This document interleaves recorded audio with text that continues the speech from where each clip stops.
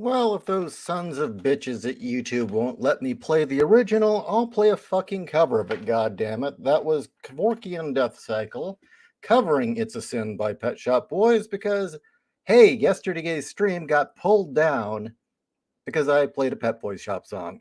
Fuck YouTube. Yes, genre and Canadian healthcare industrial. So, how you guys doing? It is Halloween. Happy Halloween, everyone. And yeah, my medication's still fucking with me. So, hey, it's time to do another cast. Yeah, I'm going to try and get another True Tales of Horror from Ralt up today. Hopefully, two, just, for the occasion. But how are we all doing? What's been going on? Anything you guys want me to cover? Anything that you care to know about? Oh, God. It's been so weird lately. Everything's been so fucking weird. I don't know how many ways I can say it that, I don't give a flying fuck about what's going on overseas. Yeah, you got Tim Pool now going on and on that China is no longer listing Israel on their map. Well, you know what? China doesn't list a lot of places on their map. And you know what? I could give a fuck. Seriously. Okay, so the Chinese want inaccurate maps. Well, they can suck a dick. I'm more concerned with the fact that our fucking president is bending over and taking it in the ass from China. I could give a damn what their maps look like. All right. Genre. Canadian healthcare industrial. Actually, I would be kind of curious what those guys in Kevorkian Death Cycle, what their take is on what's going on in Canada.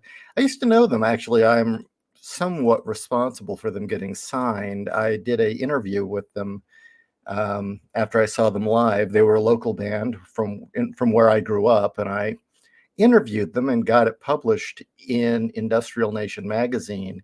And like literally within days of the publication, Fifth Column Records signed them.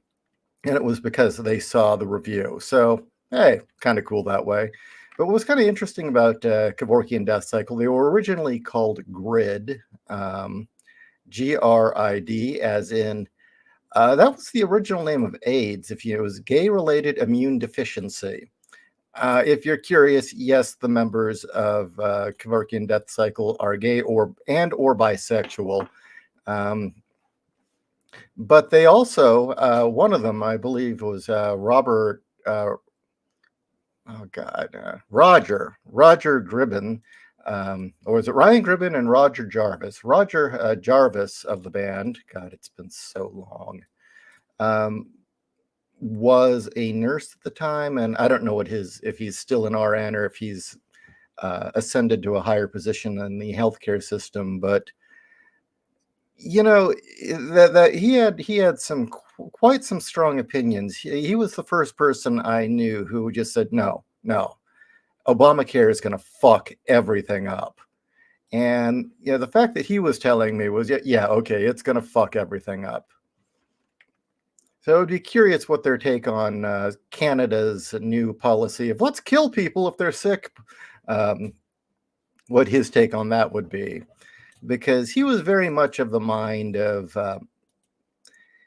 he was very much in the mind of people being able to choose euthanasia if they were with a terminal illness and in pain.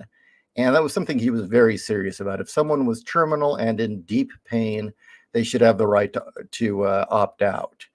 But I don't think he'd be okay with what Canada is doing by any stretch of the imagination. He was very much about the quality of life and not the hey, let's depopulate the planet point of view was not his point of view. Anyway, Gundam Cast has got me back into Warham modeling. Winter Nights is for scratch building and painting. Hell yeah. I'm very curious. I want to see what your scratch builds look like. I really want to get into doing my own. I've been watching techniques on how to do it. So far, I've been so enamored with the ones I've built. I just can't really bring myself to mar them that quite yet, especially with their price point. But I got a 1/44th scale Zaku for $18 at I think it was Hobby Lobby. They had a sale on them, and I'm okay with mauling an $18 purchase. So I'm going to experiment on that first. I'm currently working on that Zaku I mentioned, and that one I'm giving it the treatment of it's been on the battlefield for 10 years. So that's a little bit of a different kind of mauling. Although I did make one actual modification to it, and that was I don't know. Those big curved horns on the on the Zaku's shoulder pads. I don't know. They're just too unfunctional for me. I mean, I like the idea of aesthetic value to a degree, but a big giant hook on your shoulder just is not a very good thing to have in combat. I couldn't bear to see it, so I did slice that off and bevel it down to essentially a big stud on the shoulder, which I think looks better. Anyway, William Sova, I have relatives who live in Canada, and I hope they never get close to Canada's treatment. Well, it was interesting. Was Stephen Crowder said that they would come to this, that public health care, after a while, when it became an issue of life versus budget, that they would start deciding who to off and who to keep. And God damn it, if he wasn't right. And it's like, well, it's just cheaper to kill him. And that is where Canada's gone. It'll be interesting to see if Europe follows suit with their socialized medicine as well, since, well, seems to be their interest. They've definitely got the suicidal urge over in Europe, don't they? It seems like they want to just completely go down. I think there needs to be some sort of study done on societies and cultures when they suddenly decide, okay, it's time for us to die. What leads to that? Why? How? What is it that leads to a civilization deciding, maybe the world's better off without us? Now, yeah, you can say, okay, uh, you had communism infiltrate the societies as well as postmodernism, and just the sort of nihilistic materialism that has led them down that route. True. But what was it that caught? What's the appeal? Why did that appeal? Why was that appealing to them to begin with? Why was that more appealing than being the greatest empire on earth?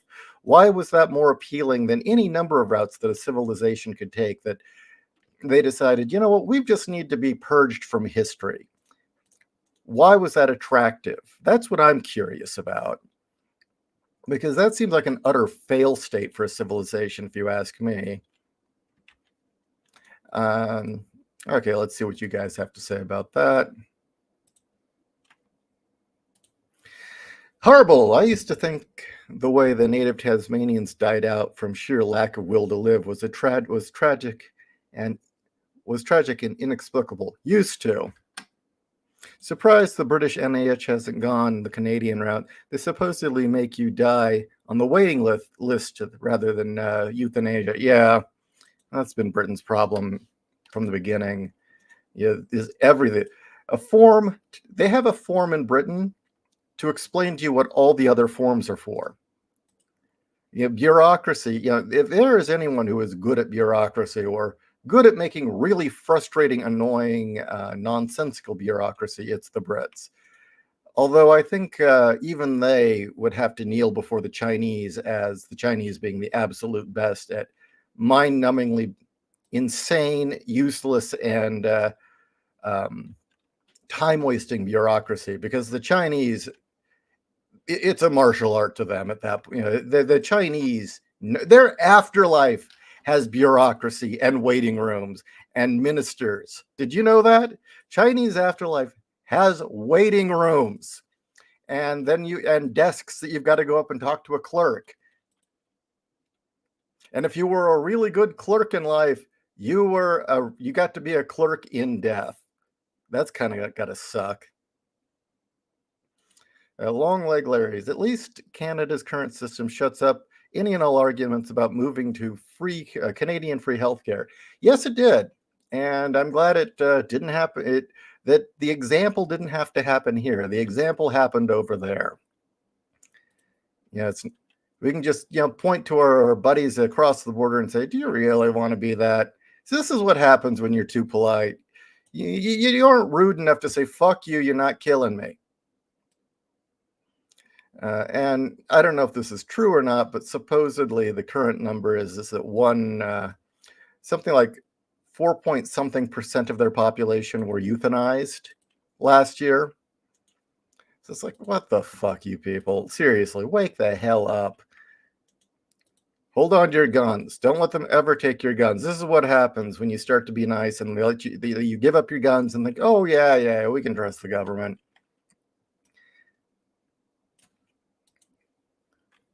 Remember on Top Gear, they joked that emergency responders in the UK had to do nitpicky things like offer foil blankets and offer mental health phone numbers to fender benders. Yeah, Jesus. Long leg Larry. Chinese afterlife really is like the literal hell lines in Dragon Ball. Well, that's where a lot of those jokes came from, is in Dragon Ball. The afterlife portrayed in Dragon Ball, although humorous, a lot of that's somewhat accurate. I mean, down to the fact that you have to talk to a big, oh God, I forget what the dude's name is, where you go up to his desk and it's made of mahogany.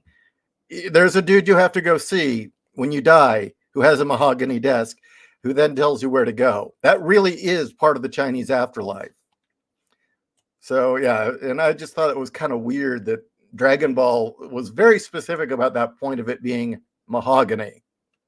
My desk is made of mahogany.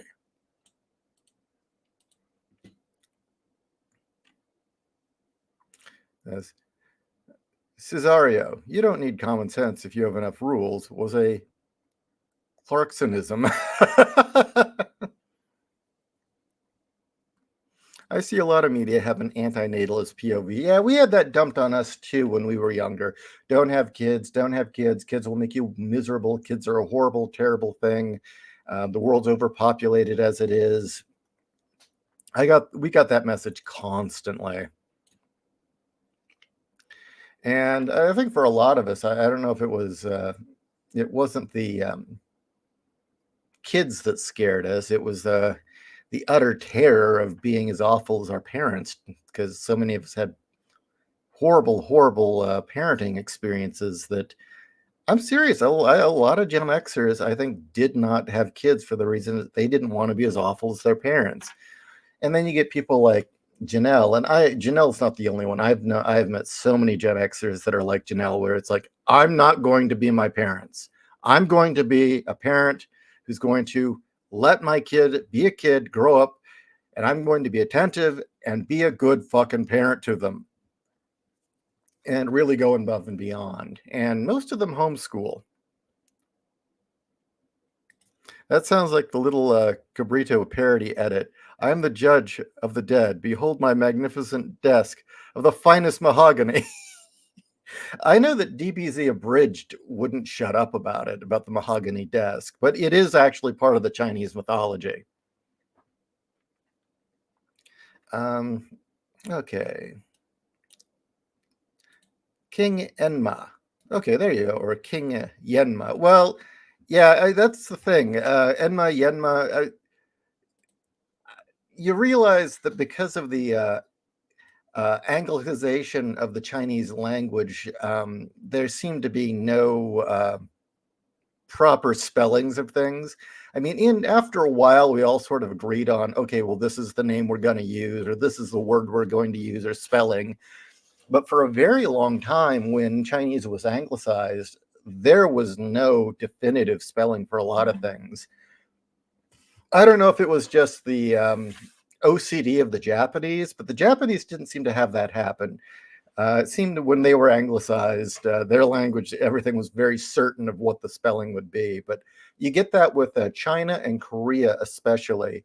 Don't know enough about the French colonization of Vietnam to say if it's the same for Vietnam.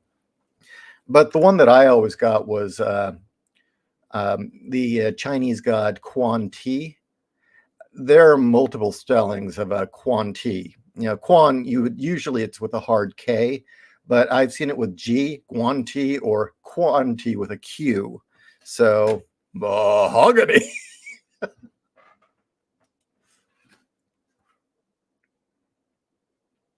Sounds like a sinicization of Yama.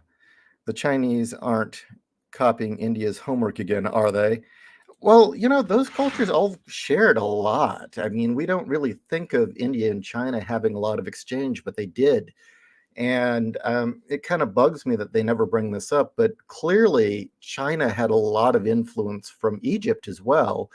In fact, so much so, I'd say there's a fair argument that the Egyptians went into back in prehistory, before we were recording things. I think that it's very likely that populations of the Egyptians went up into China for the sheer fact that there is so many similarities in a lot of their mythology, specifically the stuff about the Ka and the Ba. Portuguese Romanized is a disaster, and where we get words like zipang for Japan. Okay, so the Portuguese version is a mess, huh? Because the American one was never much of a mess. Whereas on the other hand, to this day, Chinese, you can get multiple spellings for the same word in English. Same with Korea. I remember in elementary school having maps where Korea was still spelled with a C. Cesario, I'm in Vegas right now and seeing F1 pretty much messing up the strip and its surrounding areas. F1, sorry. Bridges and roadways. Oh, racing? Bellagio fountains, hidden rich people behind bleachers. Oh, is F1 racing going on in oh, that lucky bastard. That sounds awesome.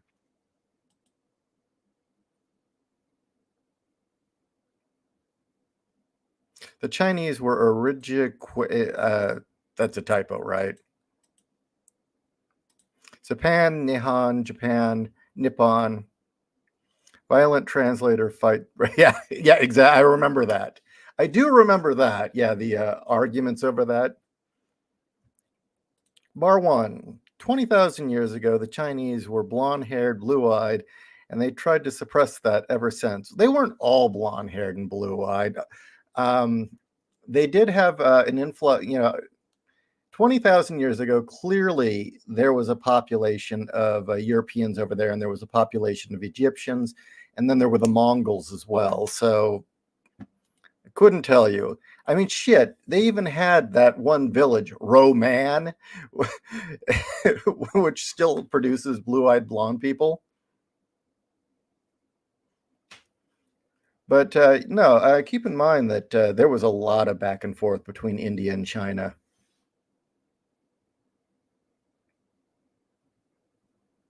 But Studia, the legendary race of Super Saiyans. Um, Korea spelled with a C. Is that the same textbook that said Alaska will make a great state one day? Good MST reference. No, no, I remember elementary school and we had all those stupid, outdated textbooks because in the 80s they didn't want to buy them anymore, which is okay because I preferred getting textbooks from the 60s and 50s. Yeah, and we had maps that had Korea spelled with a C.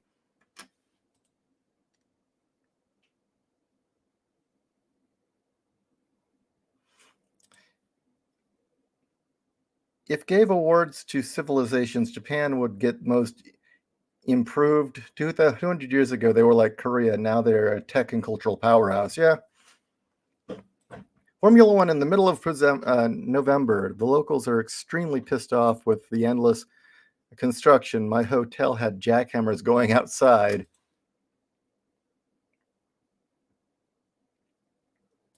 The town of Lijiang in Uyghur country, pale dudes with dark hair, big noses, used large square shields, kind of gives credence to the old folk tales of Persian kings sending captive Romans east. Oh yeah, they did. They did. That's I don't know. It is the point of view endorsed by the UN, which is why there's a bias. But for some reason, the current archaeological and anthropological viewpoint is that each culture seemed to have, for the most part, developed in a vacuum. And I don't know why they keep pushing that notion because it's so full of shit. And I don't know. I don't know. Anything. You mention the UN and it's immediately garbage, you know? It was like, oh, yes. Well, you see, we all came out of Africa, claimed our bit of land, and stayed there forever.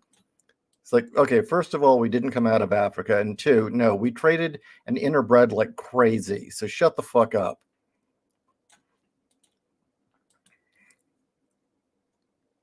The whole anti-colonialism shenanigans. Yeah. Vietnamese is easy to translate. All you need to know is the simple phrase, screw you, GI. I kill you. Easy, right?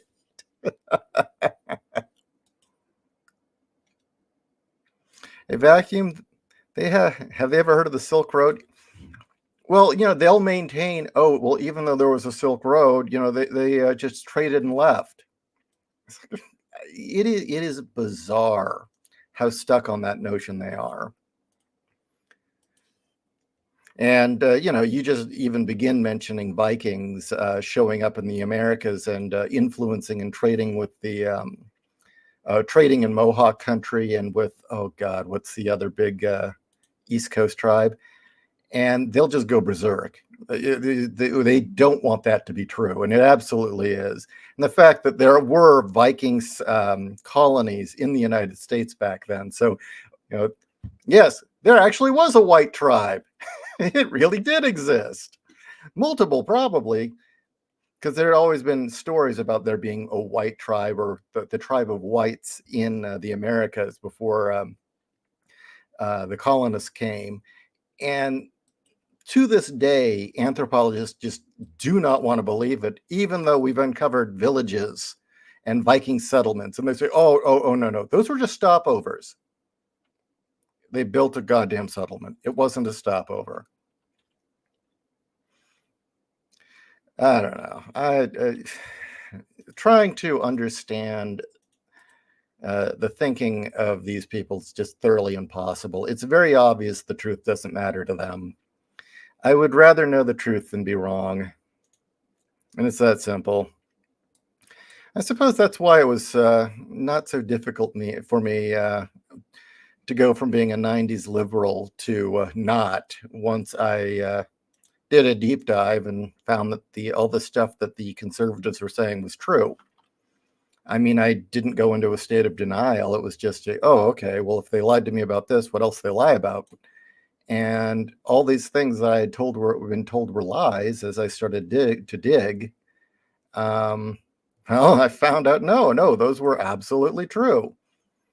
And it was that simple. I mean, and again, I would rather know the truth than be living in utter illusion. I heard about a Viking longboat being found somewhere along the Mississippi River. Yeah, a lot of shit like that's been found, all the way up in Canada, too.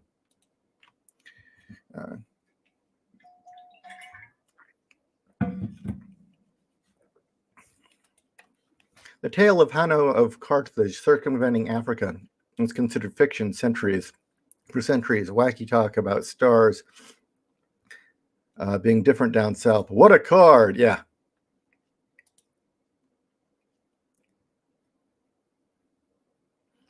Okay. Going through your comments. There's some place called the Old Mill, an account of New England, stone-built Romanesque archers. It was like that when the English arrived. Indian claims they didn't build it. Well, because they didn't.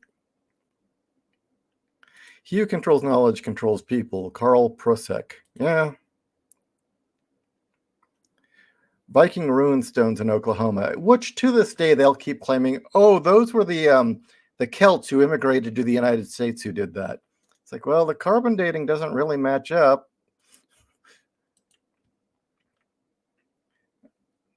All right. And now Riserman stands before me. The hurtful truth is better than blissful ignorance. But I guess that's just the red pill, blue pill dynamic from the Matrix. Yeah. But yeah, there's a lot of weird knee-jerk shit about that, like that I just don't quite get. I know it's become a dead horse at this point, but I'll bring up my parents again. They just absolutely did not want to believe anything about UFOs, for instance. That only crazy people believed in UFOs. People have seen weird stuff, but there are no UFOs. If there were UFOs, there would be footage.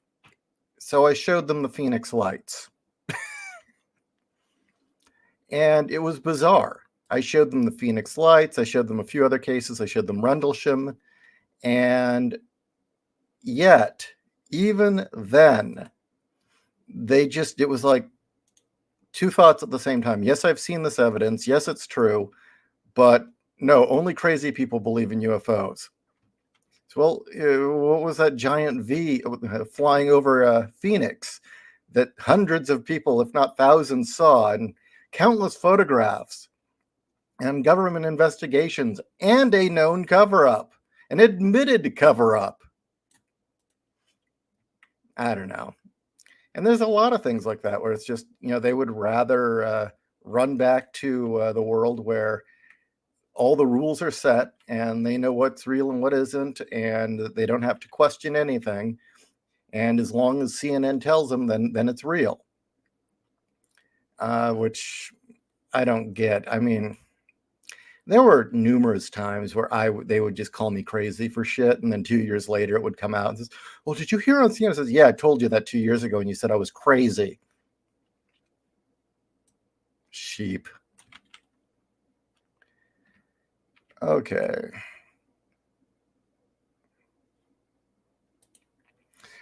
Indeed, Astrip. Show me a male feminist and I'll show you a snake oil salesman. I would disagree, Neostar. Absolutely. I'd say show me a male feminist and I'll show you a rapist or a pedophile.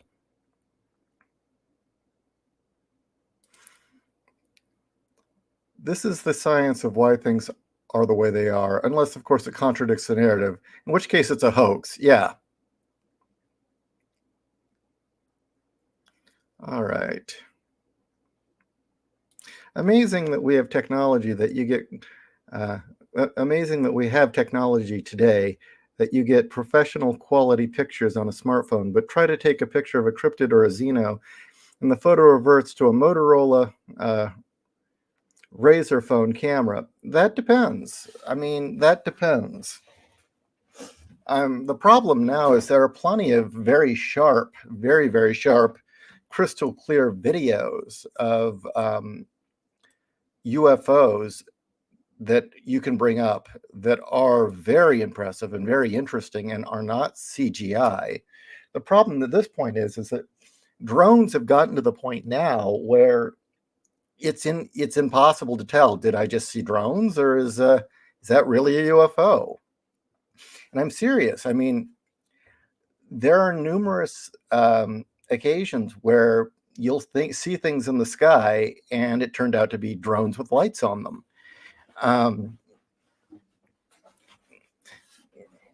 So that's not entirely true. And the other thing that I'll point out is there is still the one issue with UFO photography up close is the Rendlesham Forest incident. Okay. The amount of evidence behind that, down to all the government denial, and then it turning out to be true, would be another one. That's why Rendlesham is one I like to bring up. But the thing with Rendlesham is when the soldiers approached the UFO,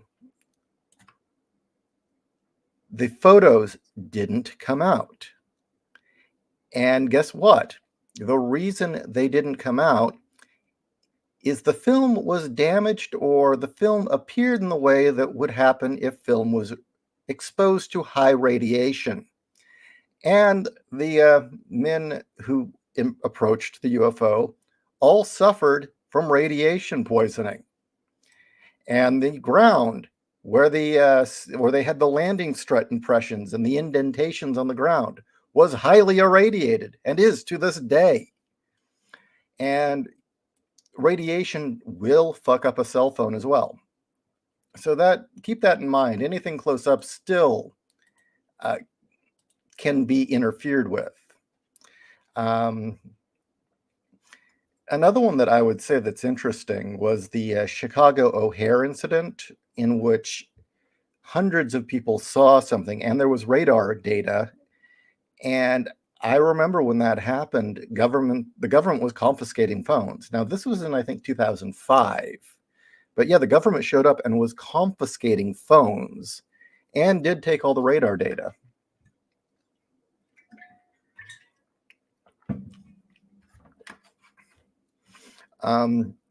One of the reasons that I'm far more interested in UFO cases before the 90s is because the public hadn't quite yet been contaminated by media, and the technology wasn't quite there to interrupt, or the technology wasn't quite there to basically fake it in a lot of cases, especially like in the 40s and the 50s. You couldn't just say, oh, well, that was a drone with a light on it. What do you think of the X-Files, and why do women like David Duchovny? I don't know why women like David Duchovny. A lot of women have said he's handsome. I guess, I don't know. I really enjoyed the X-Files in the 90s. I thought it was some of the best. It was one of the best shows on television. It was really good stuff. The only problem is I'm a much more experienced writer now, and the more I've went back and I've tried to watch some of the really good episodes, and they're good. But the problem is Scully. I am sorry. Scully being the skeptic and being wrong in every episode just does not work. That is an utter failing and kind of ruined the series when I went back. It's like, look, um, either you need to have episodes where she's right, okay? Or she's going to become a believer within a week or two, but with the shit they were encountering. So that's my issue with the X-Files from an older and wiser perspective. But, for the era, it was a lot of fun. My other problem with the X-Files is Chris Carter really played fast and loose with the lore. And so there was no real coherent lore. I mean, certain events linked up, certain things happened, but he was far more interested in an episode that played well or the drama was really good, regardless at the price of the overall lore of the episode or the series. So the series itself started to make less and less sense, and it just nothing added up. It was kind of like the same thing with Ron Moore's Galactica Battle. He was so interested in instead doing. If it was good for the scene or good for the drama, he'd do it regardless of the lore. And so every episode, the Cylons, they have a plan. And it was like, yeah, it's so vague and so bizarre that even the writers don't know what the plan is. A series that actually did a much better job of it was Dark Skies, because they did have a coherent plan. Now, there were dumb episodes in that show too, but at least the lore about the aliens were thoroughly consistent in that.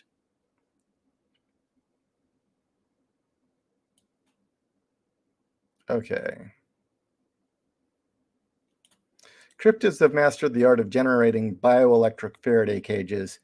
Okay, here's the thing about cryptids that most people don't seem to really grasp, okay? There actually have been a fair number of cryptids that have been identified. And I would say, technically, if you go throughout the 1800s and throughout the 20th century, there were plenty of cryptids that were identified. The problem with cryptids, unlike, say, UFOs or ghosts or anything else, is the moment you prove the cryptid real, it's just another animal in nature. That's it. It just becomes another feature of our world.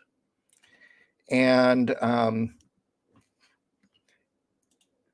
so, unlike, say, proving that, UFOs are real or getting solid UFO evidence, which opens up a treasure trove of questions, you get solid evidence of a cryptid, and it's like, okay, well, put it in, what is it? It's phylum, species, race. You just put it in the books, and it's another animal now. And it's kind of okay. I mean, giant squid were a cryptid. Now we know for certain they're real. They're not a big deal now. In the 80s, there was a legend throughout South America and Mexico about this creature, this cat-like creature, this big cat that had abnormally long legs and this weird-shaped head, and it seemed ultra smart. And, for a while, that was a big deal. And there were all these legends about it until someone finally shot one and brought it back. And it's like, okay, well, it's a smart cat. And it really was. It was called, I think they're called what? An angular or something like, I don't know the Spanish. And it was an endangered big cat that just happened to be very good at eluding humans. But once they killed one and had it in the flesh, it ceased to be a mystery, and it ceased to be the stuff of legend, or you really couldn't hype it up anymore.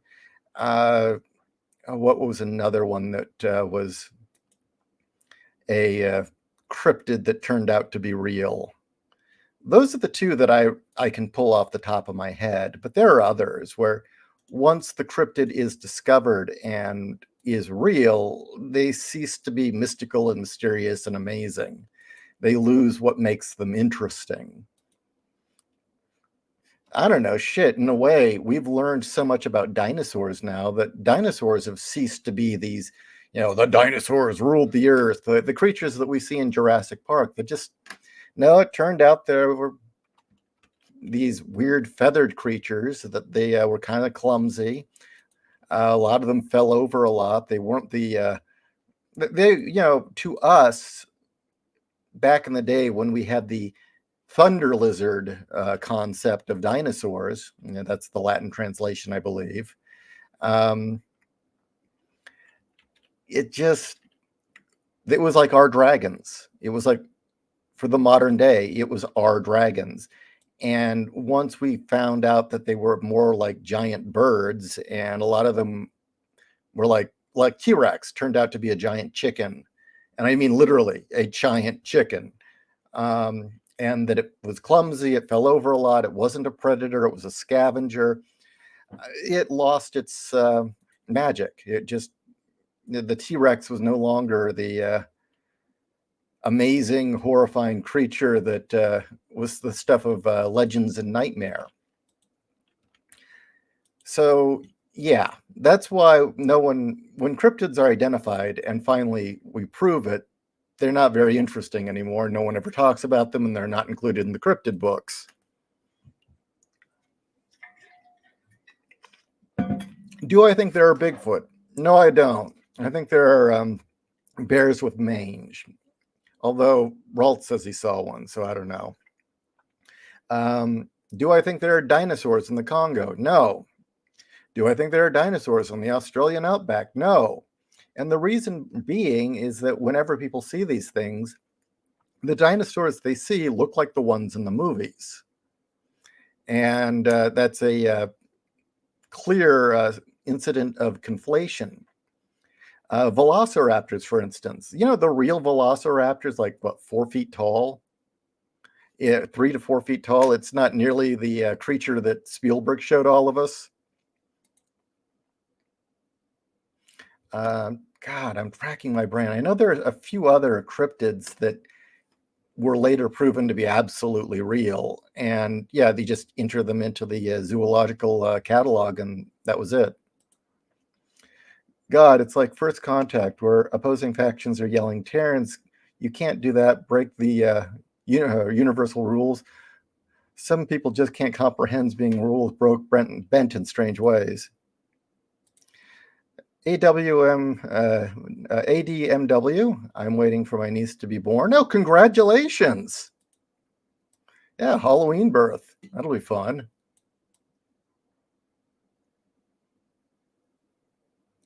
Okay. Going through here. Aliens and cryptids, ADMW. But yeah, a lot of the cryptids people see, look like ones that look like something you'd see in the movies first.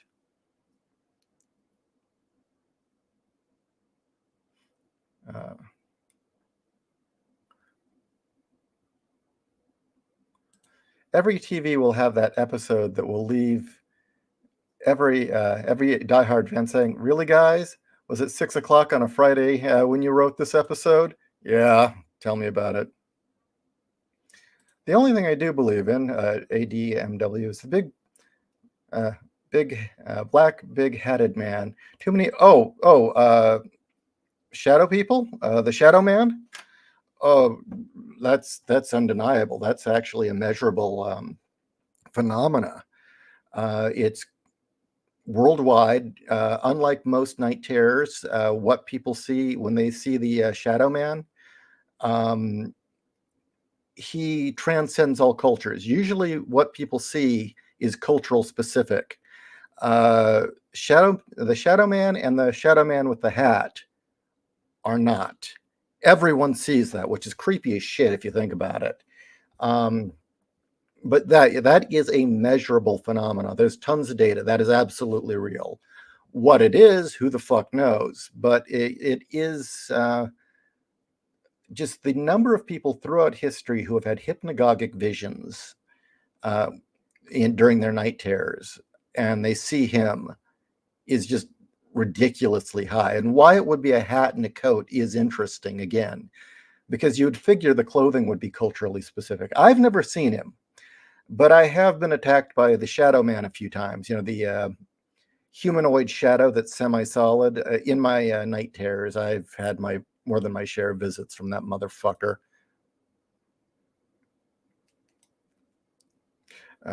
Glad I have not seen the one with the hat, because apparently that one talks.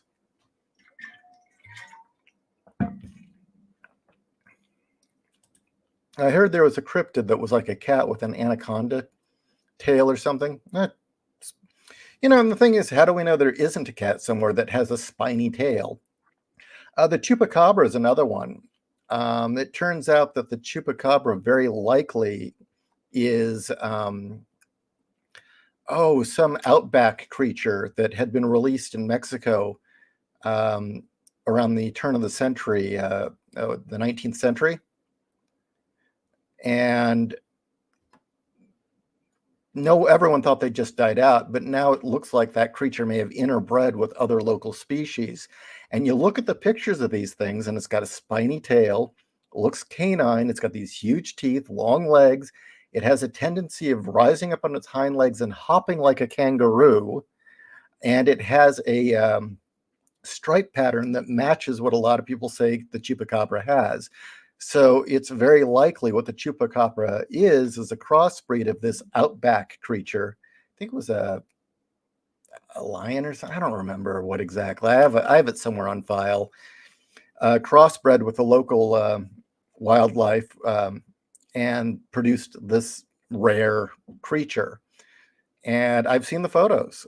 So yeah, I mean, if a chupacabra ever does get caught, it'll lose its mystic quality and suddenly just be cataloged in the as just it'll go in the zoological catalog, and that'll be the end of it. Dark Skies had great moments.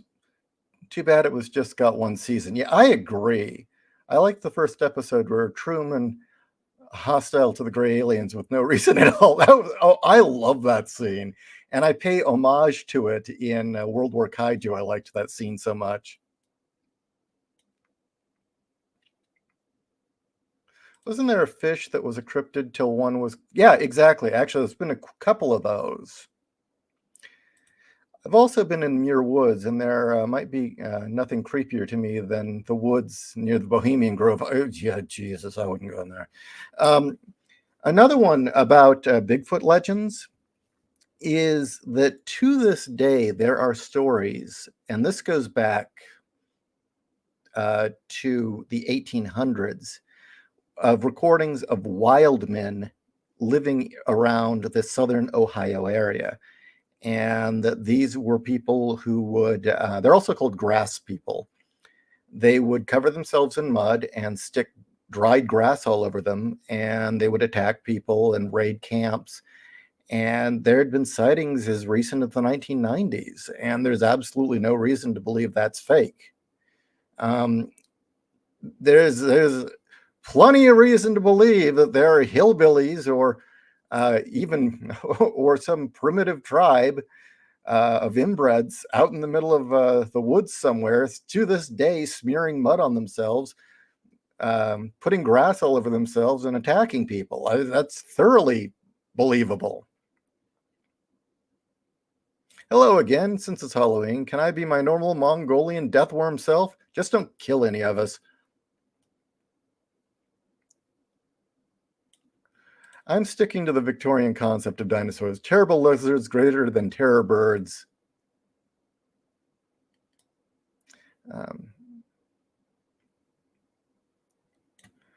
Okay, Ironcast Night. There very much are dinos in the outback. They're called emus. And the Australians lost multiple wars against them. Another one that you want a creepy though modern dinosaur is a cassowary. Jesus Christ! Have you guys ever seen a cassowary? Let me pull a graphic up. Cassowaries are ugly ass birds. Okay, let me pull up the graphic God, I wish Kat was here. She'd do a much better job. She's the one that's into zoology and biology, not me. That's a cassowary. The cassowary is a dumb motherfucker. This bird is bigger than an ostrich and rock fucking stupid. But worse than being rock fucking stupid, let me, I can't get any pictures. Damn it. No, still can't see it. This will have to do. All right, this is a cassowary. They're not just dumb. They are vicious. They are fucking vicious. Wait, that's an emu. Sorry. I typed in, oh, sorry. Is an emu and a cassowary the same thing? That's a cassowary. Sorry, yeah, I put up an emu. I suck.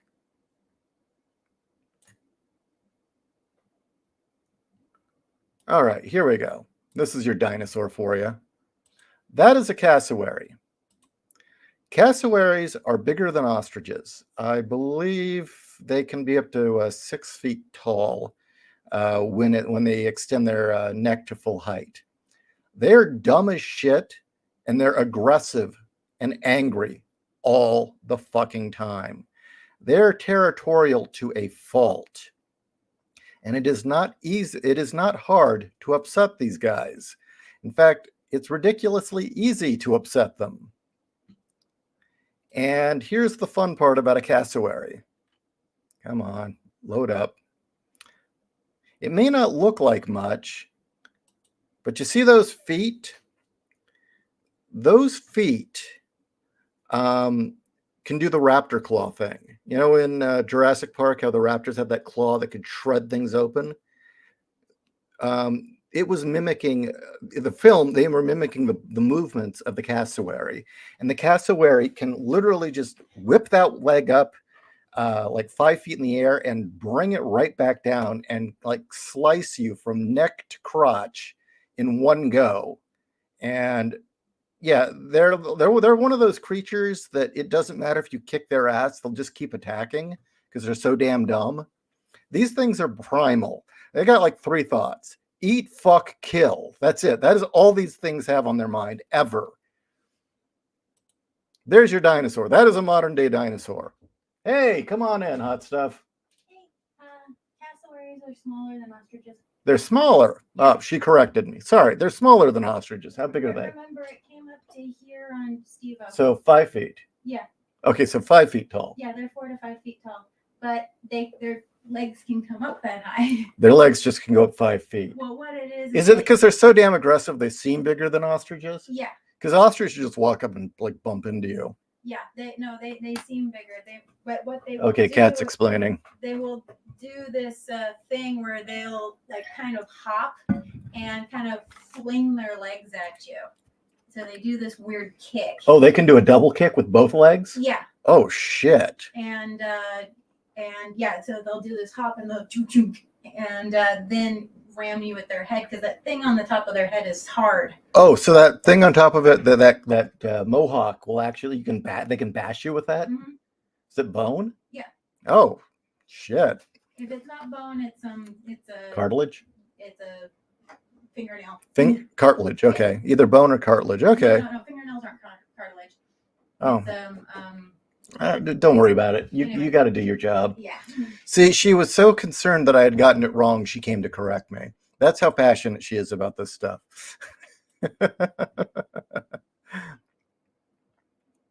Okay.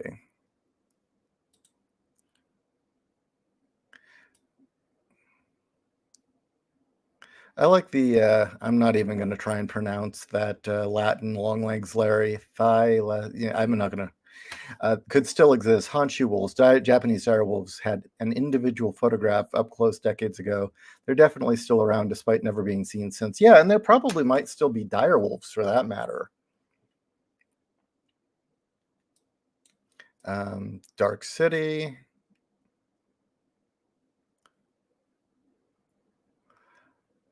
Well, I told you, Nerdy Ogre, chupacabras probably do exist, and they're probably canine in origin. Or marsupial. Okay, going through your comments. Deinonychus was, yeah, exactly. I believe I'm pronouncing that. Deinonychus is the one that actually the raptor was based on. And even then, it wasn't that tall. Yeah, those things are very interesting. I remember that guy did the theoretical evolution of the Deinonychus, how it could eventually evolve into a saurian humanoid. Are vampires real? If you're talking about Bram Stoker style vampires, where they are corpses reanimated by a demon that feeds off of blood, can't move during the day, and must feed on the blood of the innocent to remain in this world. No, I do not believe vampires are real. Do I believe they're blood drinking cults? Yes, I do. Do I believe that Hillary Clinton is likely one of those? Yes, I do. I think that, in fact, we know there was a company for a short while in Silicon Valley that was more than happy to routinely harvest the blood of young people so that rich people could have it injected into them so that their bodies could remain younger, because that works to a degree. So, yeah, are there vampires? Depends on what you consider a vampire. Yes, they're real. Do they have? But they're not the magical kind. Okay, they're not magical vampires. The stake through the heart will kill anyone. But I thought it was Walter. Oh, I'm doing a serious show right now, so otherwise I'd be bullshitting like crazy. Thank you, George. Yeah, the chupacabra is probably a Tasmanian tiger, crossbred with possible local wildlife in Mexico and South America. And you see the Tasmanian tiger, it has a whip-like tail. It can rise up on its hind legs and hop like a kangaroo. It's got that stripe pattern. Don't know about the blood, but who knows?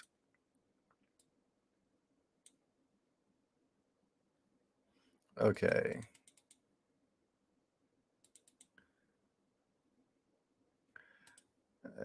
Cam suck at Latin. Coeliocanth.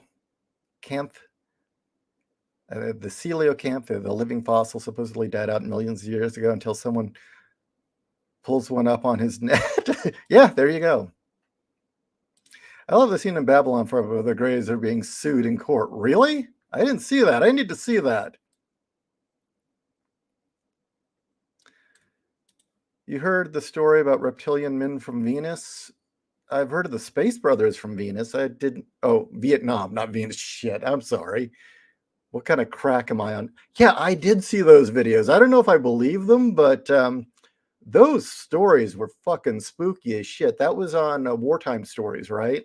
Where he was telling the story about seeing reptilian men in hoods in Vietnam.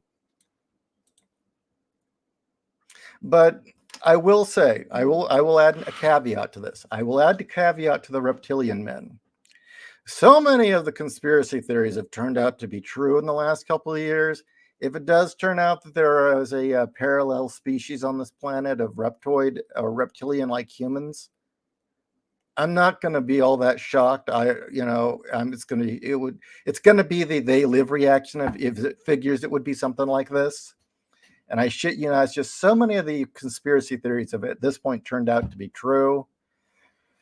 Okay, if lizard people actually are real, okay, it figures it'd be something like this. At least we know who to shoot.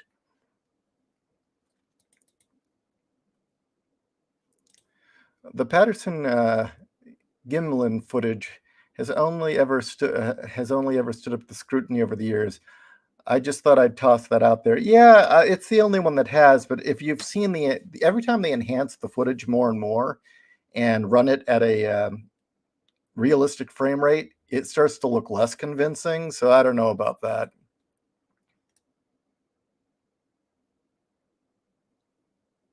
Australia, the Florida of continents. Yeah, it is. I mean, every weirdo, freaky evolutionary anomaly is there, including including the Aborigines. That and everything there is the most poisonous, the most deadly. There is a continent that wants to kill you even more than Africa. I mean, because below the sub-Saharan Africa, that area, that whole region is dangerous as shit. Everything there wants to kill you.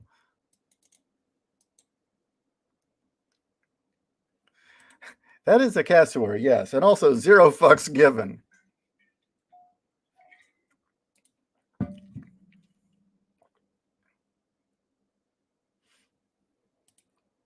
Bjorn Smith, hillbilly families.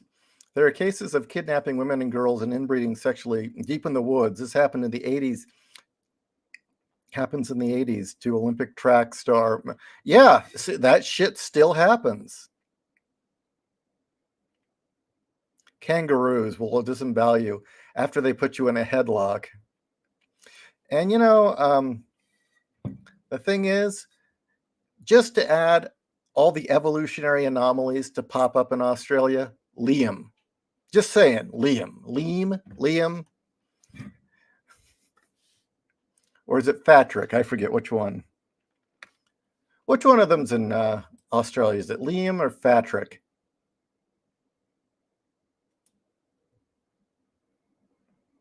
Don't forget the Utah Raptor.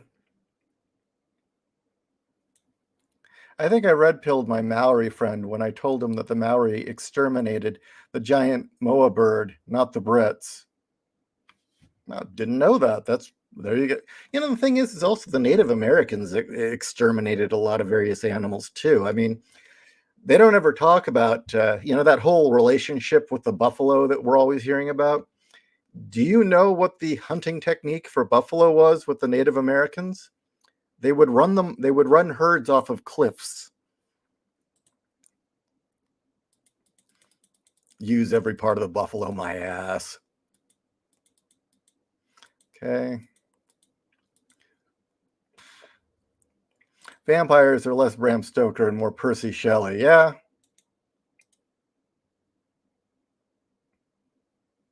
Percy Byron Shelley wrote, Percy Bysshe Shelley wrote a story about a vampire based on Lord Byron and really nailed the true vampire, the living vampire that has lives by ruining other people. Okay, if you're listening, Kat, have you read this one? Because I want to hear that sounds fascinating. I need to read that. Oh, she's on the phone. She did not hear that. I'll have to ask her about that one. Australians get credit for Death World Oz, but Antarctica is set in there like penguin or die, your choice. I've heard emperor penguins can kill you.